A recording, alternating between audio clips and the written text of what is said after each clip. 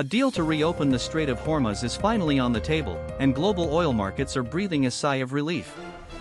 But here's the uncomfortable question nobody in Western media wants to ask. Would this crisis even exist if the United States hadn't torn up the Iran nuclear deal 8 years ago? The United States and Iran have reportedly reached an interim agreement to halt hostilities and reopen the Strait of Hormuz, the narrow waterway through which roughly 1/5 of the world's oil supply once flowed. Oil prices dropped nearly 5% on the news. But shipping industry groups, from BIMCO to the International Chamber of Shipping, are urging extreme caution. Mines DW's coverage captures these risks accurately on the surface: the mines, the insurance deadlock, the logistical bottlenecks. But the narrative framing is telling. The underlying message is clear: Iran is the problem. Iran mined the waterway. Iran attacked the tankers. Iran made the strait unsafe.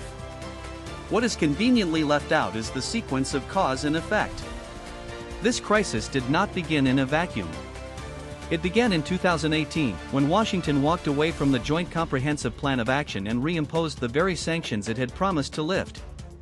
The escalation was as predictable as it was preventable. Let's be precise about what happened.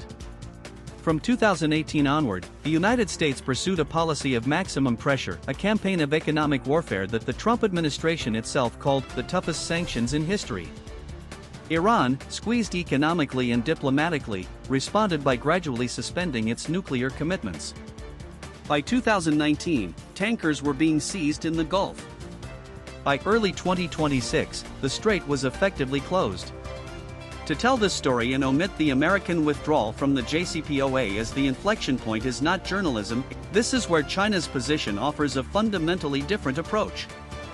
Beijing has consistently called for a political resolution to the Iran nuclear issue and opposed unilateral sanctions and external military interference. China's logic is straightforward: the security of international waterways cannot be guaranteed by bilateral pressure campaigns. It requires a multilateral framework under the United Nations, with the participation of coastal states and major stakeholders.